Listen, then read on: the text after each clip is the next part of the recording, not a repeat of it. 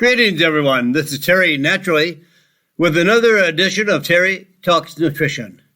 We're here every Saturday and Sunday morning from 8 o'clock until 9 o'clock Central Standard Time. And we are here primarily for you to share nutritional and health information that you can use to improve the quality of your life and your health. You know, as I always say, you and I are the only ones that can improve our health, or we can let our health slide until it's deteriorated to a point when it's hard to recover. It's better to take care of your health when you have it than trying to get it back. It's much more difficult to regain and restore your health than to preserve your health. Prevention is the cure for all diseases.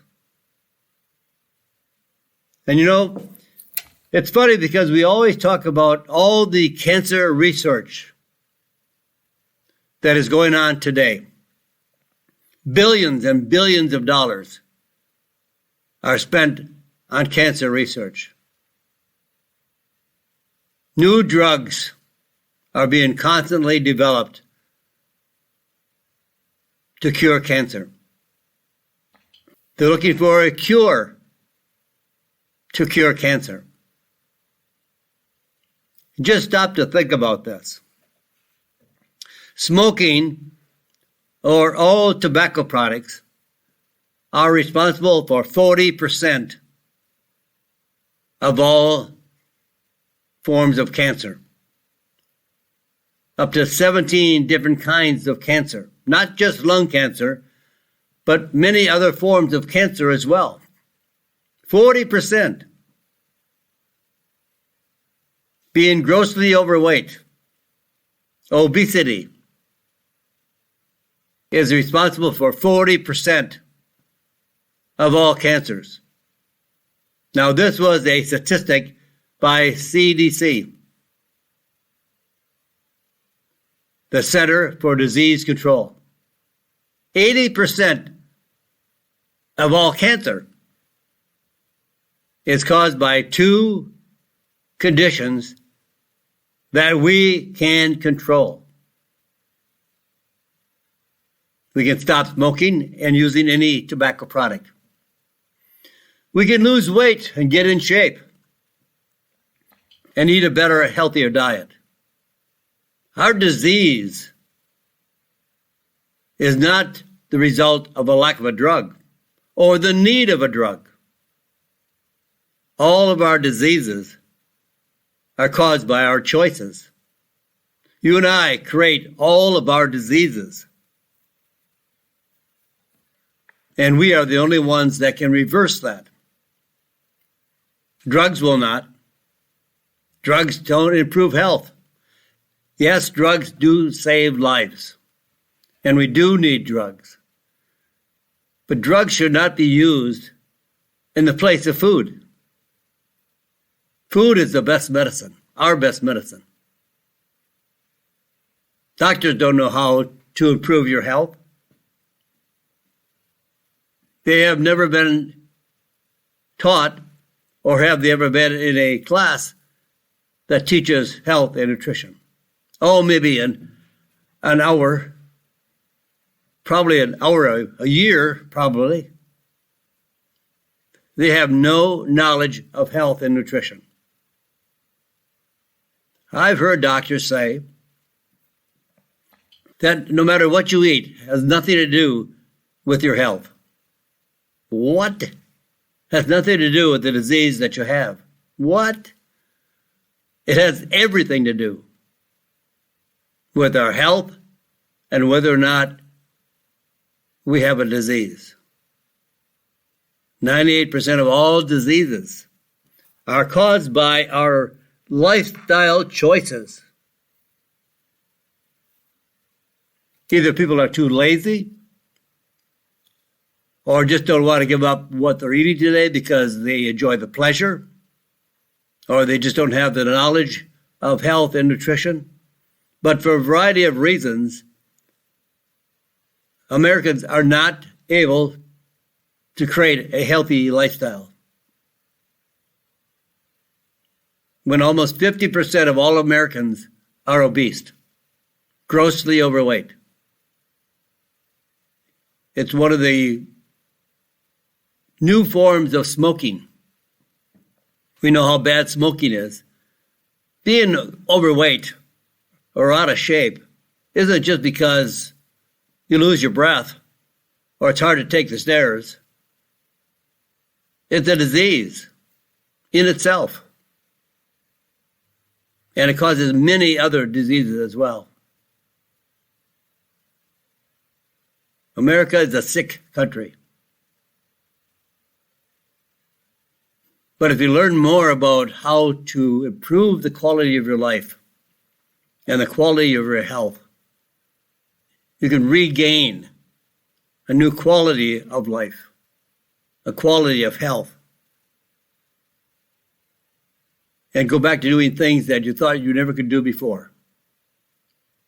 So that's why I think you tune in to Terry Talks Nutrition to learn more. I'm sure that's why you're listening. You want a better quality of life. You want to get off drugs. And you can. I'm not saying you should drop your drugs. I think that's between you and your doctor before you do that. I don't know what drugs you're taking, why you are taking them, and maybe you do need some of those drugs. You may have gone far beyond destruction of certain functions of your body, and you may need a drug to survive. But drugs should be only used to survive from an accident, an injury. Not for all the common health conditions that we have today. Heart disease, high blood pressure, type 2 diabetes, obesity, arthritis, rheumatoid, and osteo. There are natural alternatives that are more effective for these conditions than drugs. So we're going to share more information with you on a number of topics today. Our featured topic today is melatonin. I love it. It has a phenomenal effect on so many health conditions. We'll also talk about how a high blood sugar level, like type 2 diabetes, people with high blood sugar levels, ages you faster. We'll talk about how to get your HDL, the good cholesterol, get those levels at a higher level. The HDL will help save your quality of life. And do you need B vitamins? You know, in the next topic, so many herbal products are being adulterated. That means herbs like grapeseed extract, saw palmetto berry, saffron, and now ginseng. They're being adulterated. That means they use some other substance and mix it with the real material in a ratio. It could be 1 part of a lesser quality or of another substance and mix it with 3 or 4 parts of the good material, or even more, half and half, or even greater than that. Some products sold on the market today have no relationship to the active ingredient that's on the label. There's a lot of unscrupulous vendors out there and manufacturers that are putting out shady products. Be careful of what you buy. Don't let price influence you. If it's a low price, it might be a low grade product. Buy quality, get the results you want. They're as effective as natural, or I should say, the natural alternatives are as effective as drugs. But you have to have high quality, good quality material, cost. So therefore, there's a price involved. Low quality products usually come with a low price, but they deliver low results or no results. Some have no active ingredients whatsoever. It's just like adding sawdust to the capsule. It has no value. Then we're going to talk about how to get rid of your seasonal allergies, and also don't let your bladder keep you from exercising. We have a lot to talk about, and we'll try to get to the end of our program with all of our topics, at least exposed to a certain degree. But let's talk first about melatonin. As I said, I love it. What you probably know about melatonin is that it's for sleep. People buy it for a good night's sleep. That is only one condition that melatonin is involved in on a daily basis. And why sleep? Because melatonin is excreted from the pineal gland in the brain at night.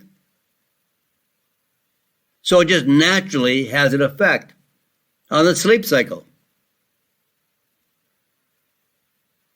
It's not a sedative. It doesn't put you to sleep. It's just a natural process where melatonin improves the circadian rhythm, the day to night cycle, and regulates that circadian rhythm and keeps a regular sleep-wake cycle. Your brain, I shouldn't say the brain, the pineal gland in the brain regulates our sleep cycle. What the scientists have found out today about melatonin is that we all need it every day.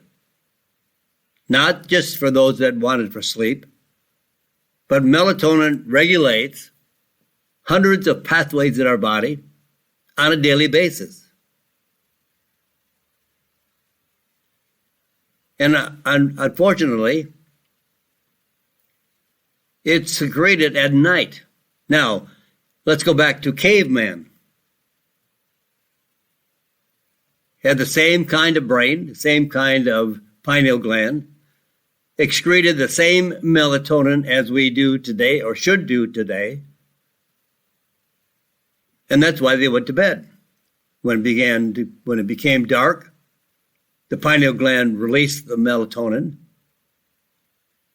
and they had a better night's sleep.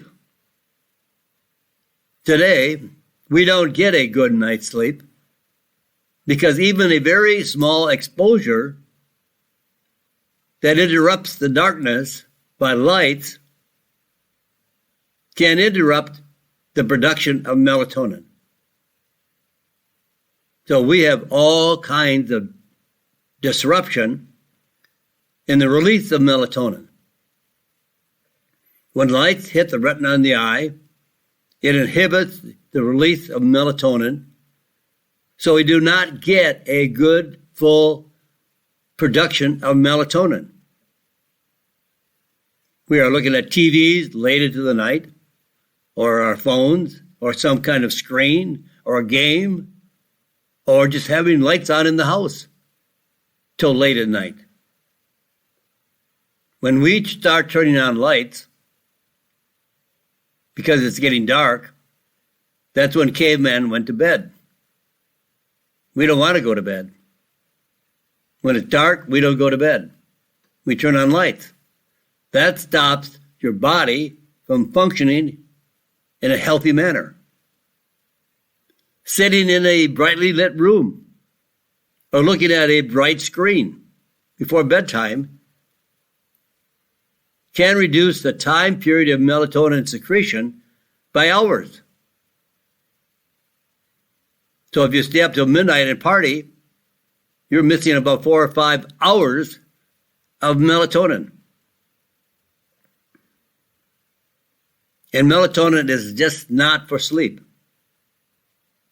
It is involved in every disease or healthy condition in the body.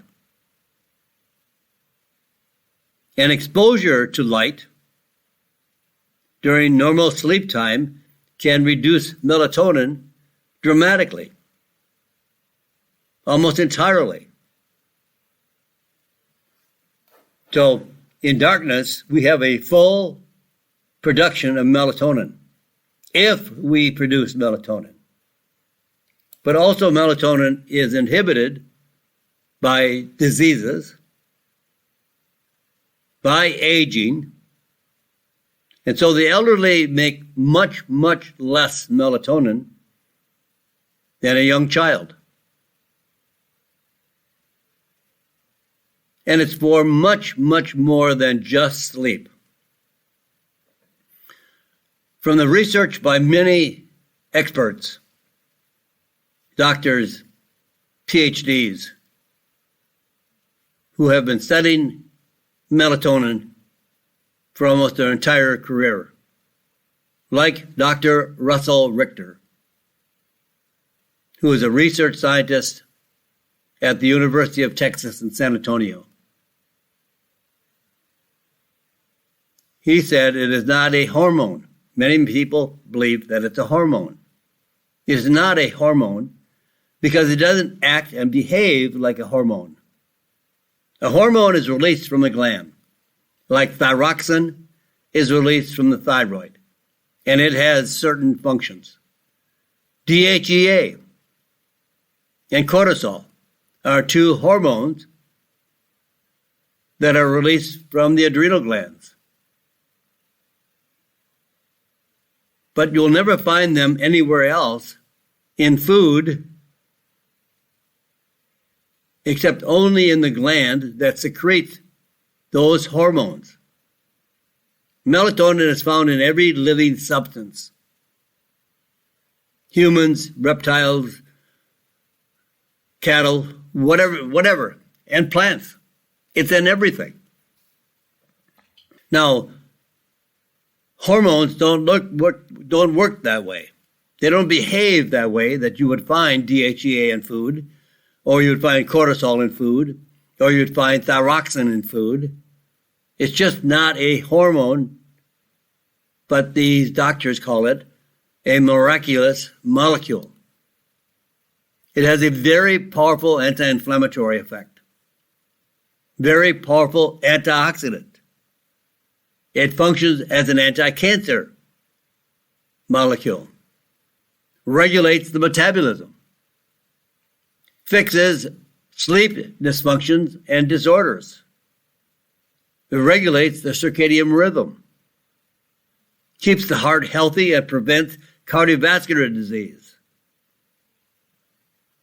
and has a very powerful effect on the immune system. There are many good studies now that show that COVID-19 can be treated very effectively with melatonin. Very critical for the immune system and its function. The Cleveland Clinic reported that after screening nearly 27,000 patients, the use of melatonin was associated with a 28% reduced risk of contracting the COVID virus. Women with low melatonin levels were 15 times more likely to have breast cancer than women who have a very high melatonin level. This was a clinical trial. And they found that when women take melatonin, it reduces the risk of breast cancer. And many alternative physicians are treating cancer, breast cancer, with melatonin.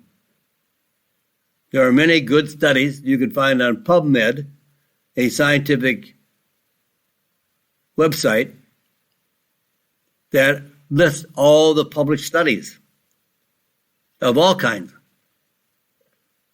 But they use 20 to 100 milligrams daily of melatonin for cancer treatment, prevention, and treating.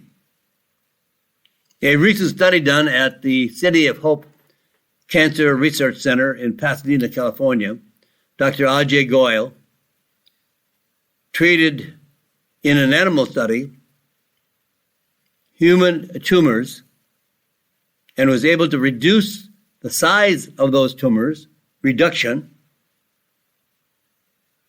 of human tumors with a combination of melatonin and antigraphis by up to as much as 90% reduction in tumors. He did the same study with a chemical drug and found that the chemical drug could do no better than reduce the size of the tumors by 10%. Now, those having a low a very low melatonin level for the metabolism may be why older adults and night shift workers are more likely to experience chronic health conditions and cancer because they do not get the full value of melatonin. It's only released in the dark phase of the cycle. It's not released during the day. But it is used during the day to treat diseases. It works during the day. It's just not released during the day.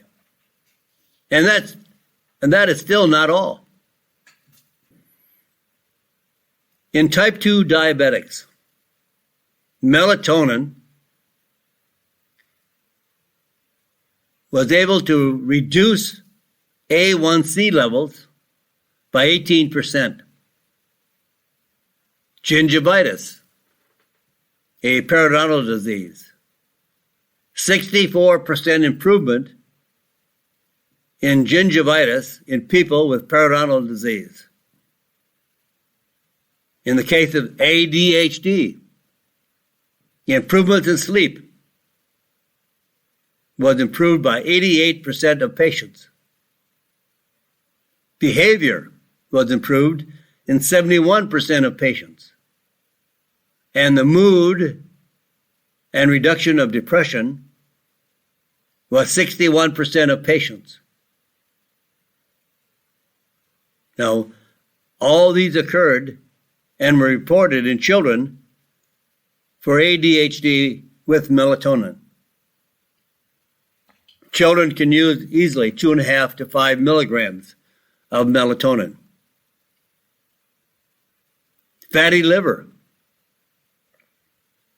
There is no drug available today to treat fatty liver, which is a disease, non-alcoholic fatty liver disease. Healthy tissue in the liver is replaced with fat. The liver grows in fat like the body grows in fat. The liver should weigh somewhere between 4 and 5 pounds in each individual. But in some cases, it weighs 20 pounds or more. Drug companies now are trying to find a drug to treat fatty liver disease. Well, the cause of fatty liver disease is the overconsumption of carbohydrates and sugar, and also a possible reduction in melatonin.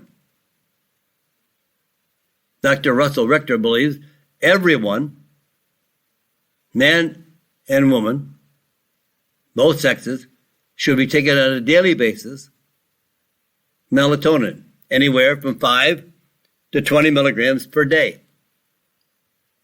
If you're using it as a preventative, if you're using it as a natural supplement during the day, take it at nighttime. That's when all the melatonin should be released. But for diseases like cancer, they use it very effectively as a supplement to treat cancer by giving it to the patients during the day. 40 patients with fatty liver disease experienced a 36 reduction in inflammatory C-reactive protein. That's the inflammation marker. If you have a high C-reactive protein level or marker, it shows you have a lot of inflammation in your body. But melatonin could reduce it by 36%. And 21 of the 40 patients with fatty liver disease saw liver fat levels return to the normal range after 3 months of treatment. It's a very powerful liver protectant. Now I'm going to tell you how to use it, how to use melatonin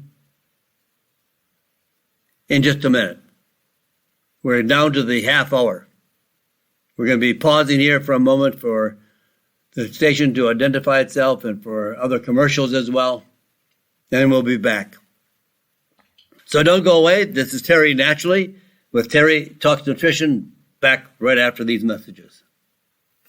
And welcome back, my friends. We're back here with Terry Talks Nutrition. I'm Terry Naturally, and we'll be here to the top of the hour. So don't go anywhere. We got a lot more coming your way.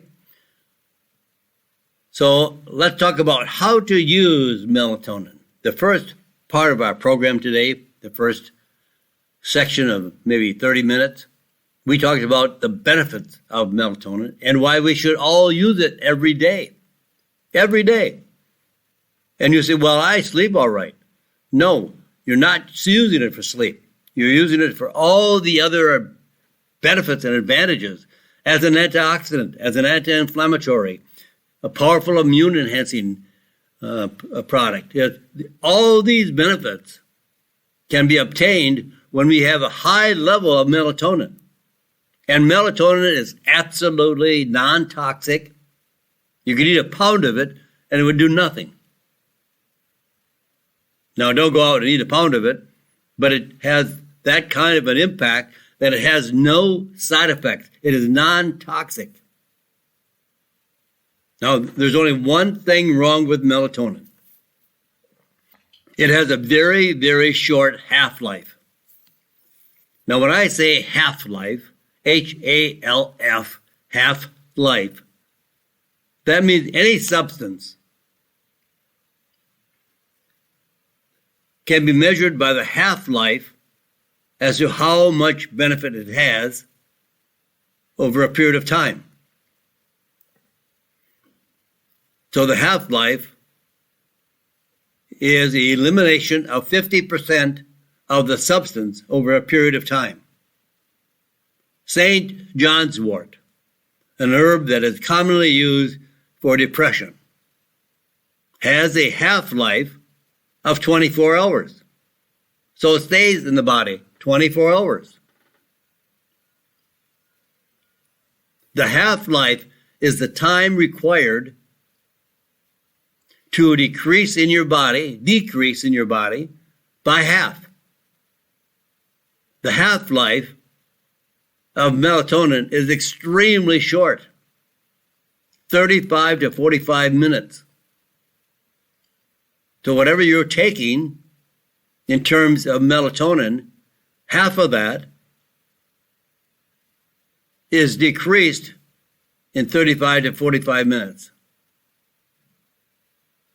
So the ideal way to take a melatonin tablet is a sustained release. That means the tablet is prepared in a way that gradually releases melatonin over a period of time. Not 35 to 45 minutes, but sustained release increases melatonin and melatonin levels over the course of the night.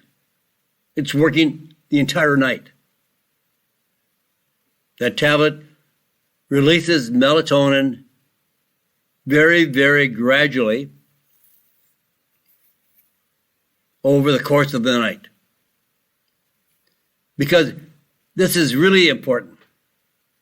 You're getting a full night course of melatonin. And that also works on all, not just sleep, not just for sleep, but all the conditions we've already gone over. But let's say you have to get up through the night. Maybe you have to check on the children. Maybe the baby is crying. Maybe somebody got in late and now you want, why did you come home late? So then there's an argument. Or maybe you have to potty, whatever. And you turn a light on.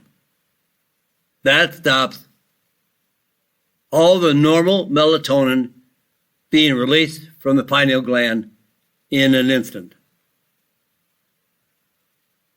If you sleep with a nightlight on, or your children do, no melatonin is being secreted. You blocked one of the most important, miraculous molecules ever. Or you are tossing and turning in bed and you can't fall asleep. So, okay, I'll watch TV for a while. And now you have no melatonin levels. Because now you have the light of the TV. And these types of lights are called blue lights. They're very, very damaging to our health. So a sustained release, okay, after your argument, after you've gone to the bathroom, after you've tucked the kids back into bed, after they've had a bad dream, and you go back to bed, you still have this sustained release tablet working in your intestinal tract, releasing more melatonin. So you go back to sleep, and you go back to bed rather, and you're fast asleep. And it's not a sedative. It's what tells the body, melatonin actually tells the body it's time to sleep. It's not putting you to sleep. Everybody needs it every day. Melatonin tells the body it is time to get ready for rest or for sleep. And it helps to start the winding down process for you to recharge your batteries. We need rest. Now, how much do you need? Well, kids ages 6 and up, about 2.5 milligrams. Adults, 5 to 20 milligrams at night. Now, my personal protocol, I like a 5 milligram chewable tablet because it is not sustained release, it is a quick release. I take 2 5 milligram chewable tablets, and by the way, they're scored, so that means they break in half easily for kids. So I take 2 of those, that's 10 milligrams of a fast release. And then I also take along with that a 10 milligram sustained release. So I take 20 milligrams and I sleep like a baby. And if I do have to get up and I go back to bed, I'm back to sleep in less than 3 minutes. Sometimes I don't even remember getting back in bed. Now, if you want more information, I think some of these topics that we are discussing and that I really have a deep respect for, I wrote a book on all of them last year. I wrote 9 or 10 books last year. I wanted to get that much more information out for you because listening to a program for an hour sometimes doesn't really give you the full value that will wake you up to understand what these powerful molecules are and how effective they are, far more than drugs, or at least as effective as drugs without the side effects. So if you want to read more about melatonin, the title of my book is Wake Up. Melatonin is for more than just sleep. It's an ebook. You can get it on Amazon as an ebook or a paperback book, whichever you prefer. But in this book, I explain how melatonin is the answer to many areas of good health and goes far beyond only supporting sleep. Look for Wake Up, Melatonin is more than sleep, and my other books to help you thrive and live a healthier life. You can go to my website, Terry Talks Nutrition. My books are on my website. Or you can simply search my name, Terry Lemerond, Lemerond, in the book section on Amazon.com. You'll find my books there, and you'll find there a wealth of health. Very small cost to improve your health significantly. Now, high blood sugar. There's nothing more damaging to our body than a high blood sugar level. Over time, it causes our body to release more insulin, a hormone. Now, here's a hormone called insulin. It's not found in food like melatonin is. It's a hormone that is only secreted from the pancreas to help take the sugar that we have consumed and carry it into the cell to be burned as energy. But when we produce too much insulin, too much of a hormone is never good. There are serious consequences. And hormone is known as the fat-producing, fat-storing hormone. It has all kinds of complications. High blood sugar levels are involved with almost every disease imaginable. And I found that in the early 1900s, they were consuming about 5 pounds of sugar per individual annually. And now each individual today annually is up to about 250 pounds of sugar. That does not have a good outcome. Terrible outcome. And it ages our bodies faster. People with type 2 diabetes have more health problems earlier in life. And this is also for kids. Researchers in England analyzed the data on over 3 million people from a national health database. They looked at the incidence of 116 common diseases. You didn't know there were that many diseases, right? 116 common diseases and any connection with diabetes. The results: high blood sugar was linked with a higher risk of 57 diseases including liver cancer, 4 times more likely, kidney disease, 5 times more likely, and serious eyesight issues, triple the risk. People with type 2 diabetes experience these problems an average of 5 years earlier than those with normal blood sugar levels. And there's about 30 to 40 million Americans with type 2 diabetes.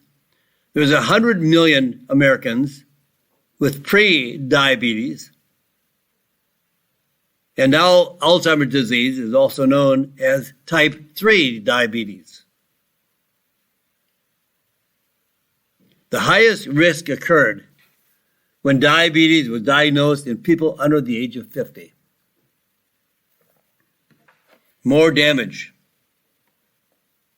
more uncontrolled risk of diseases as we are diagnosed with type 2 diabetes early in life. Now, cholesterol. Cholesterol is a natural nutrient. Nutrient, it's a fat, of course. It's a waxy type of fat made in the liver. Our bodies produce cholesterol. And I always believe that when God made our body and made our body with the condition that our cholesterol can be manufactured internally, it must be there for a good reason. And that doctors and drugs should not disturb that function. Cholesterol makes all of our hormones, our sexual hormones, testosterone and estrogen. It manufactures our vitamin D levels. We can't live without a healthy level of cholesterol. According to the World Health Organization, WHO, they believe that our cholesterol levels should be between 220 and 240. And that was always the level that doctors strived to maintain in their patients, between 220 and 240. But the drug companies came up with some very flawed scientific studies that said it would be better at 200. Well, it's only better for the drug companies because when you lower the level of cholesterol from 240 to 200, you have now increased the population of people that should lower their cholesterol from 240 to 200. So now they have a whole new bank of people that need statin drugs, or they want them to need statin drugs. So now they have a new way to increase the financial side of the drugs. And I would suggest never to lower your cholesterol. That doesn't come from me. It comes from a lot of scientific studies that the higher the cholesterol you have, the better health you will have. Your brain is only 2% of the body weight, but uses 25% of the cholesterol for its health. Now, isn't it something that since statin drugs have been available, which lowers cholesterol from all phases of the body, including the brain, and now we have a new disease called Alzheimer's disease, about the same time as we started using statin drugs to lower cholesterol. I don't know if that's a coincidence or not, but very interesting. So HDL, high-density lipoprotein. Actually, cholesterol is not, it's a protein. HDL, that is a protein. And the higher that is, the more healthier we are, the more protection we have for our heart. So get your HDL levels up much higher than probably what they are today. So where are your HDL cholesterol levels? Are they too low? Well, HDL is always considered to be the good cholesterol. It is like a vacuum cleaner that picks up the extra cholesterol plaque for the liver to expel it from the body. So men should have the HDL level at least at 40. And women should have it at 50. This is ideally. HDL level should be at least 40 for men and 50 for women. This is for the HDL, not total cholesterol level numbers. Now, for every 1 point increase in the HDL, reduces heart disease risk by 2 to 3%. So higher cholesterol levels are always better. More people die from heart attacks and strokes having low cholesterol levels. Cholesterol is a very protective nutrient for our health, especially of the cardiovascular system. And when people lower cholesterol with a drug, they have side effects, primarily pain in the muscles, deterioration of the muscles, wasting of the muscles, shrinking of the muscles, and sometimes they'll get a muscle pain that even though that the drug has been stopped, the pain will never go away. The pain will be there forever.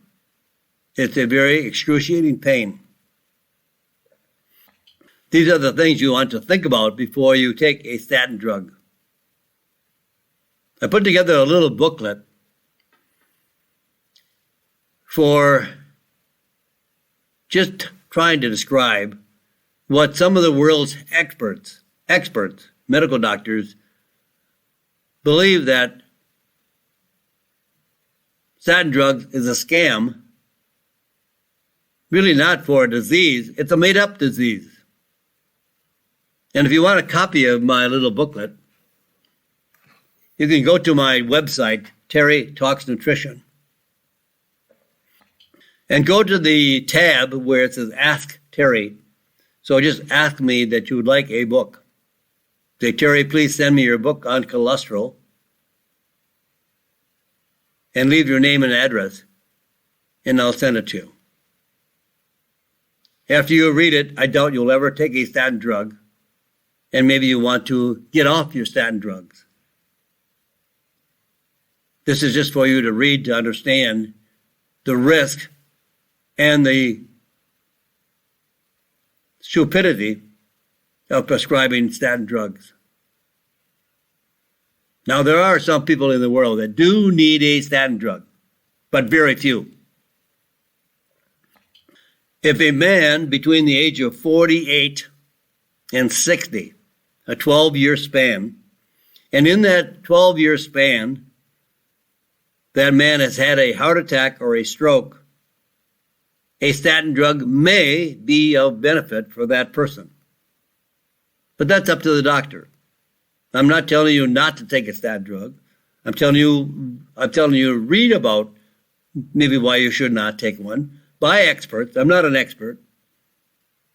I just like to carry the news to you. So if you want a little booklet to read on some of the experts' opinions on taking statin drugs, I'll send you a free copy. Now, there are 3 ways to increase the good cholesterol levels in your body. First of all, get sleep. Get your sleep. In a clinical trial, HDL levels were reduced by 6 points in women who slept less than 6 hours a night. Optimal amount of sleep for HDL levels is 8 hours per night, because 30 to 40% of cholesterol is synthesized at night. Lose weight. Here's my number 2 out of the 3. Weight loss increases HDL by 4 to 6%, while weight gain decreases HDL by 3 to 5%. So if you're a woman with an HDL of 50, which is good, increasing HDL 6% is a 3-point increase, leading to an almost 10% reduction in heart disease risk. Indian gooseberry, amla. 1,000 milligrams of amla a day increased HDL levels by 14% in a human trial research study, and decreased triglycerides by 27%. Now, if you want to do anything for your health, don't worry about cholesterol. Worry about triglycerides. Triglycerides are a fat manufactured from sugar and carbohydrates. So if you want your triglyceride levels to go down, I've had people with high triglycerides anywhere from 300 to 800. That's very, very high, and a very high risk of heart disease. Now, if you want to lower that, stop eating sugar and reduce drastically carbohydrates. Get your carbohydrate down. In the American diet, it's around 500 grams per day. People are eating 500 grams of carbohydrates per day, and they found the best level of carbohydrates daily is between 72 and 100 grams of carbohydrates. It has a major effect to take the stress off of your body in terms of heart disease and strokes or a heart attack. This is a good way to improve the quality of your health in your entire cardiovascular system. Do you need B vitamins? I believe you should, especially if you have what is called MTHFR, genetic variant. This is a gene that interferes with your body's ability to convert folate, which can lead to very high homocysteine levels, resulting in an increased risk of stroke, high blood pressure, heart disease, and even bipolar disorder.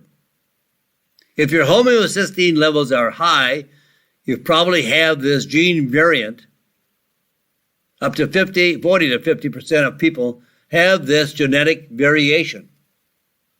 To reduce the homocysteine levels and compensate for this variant, take supplement B vitamins in their biologically active forms, which means they do not have to be converted in the body to work. Vitamin B6, pyridoxal 5-phosphate, 25 milligrams. Vitamin B12 as methylcobalamin, 1,000 micrograms. And folate as methylfolate, around 1,360 micrograms of the folate. That's about 400 milligrams of folate. So with that, my friends, we're out of time. Got to scoot out of here. But I'll be back on Sunday morning, 8 o'clock till 9 o'clock Central Standard Time. Say a prayer, my friends, for this crazy, crazy world, and especially for the Ukrainian people. God bless you, and God bless this great country. Thank you for listening to Terry Talks Nutrition Weekly Show. Don't forget to subscribe and leave a review on your favorite podcast platform, including Apple, Google, and iHeartRadio.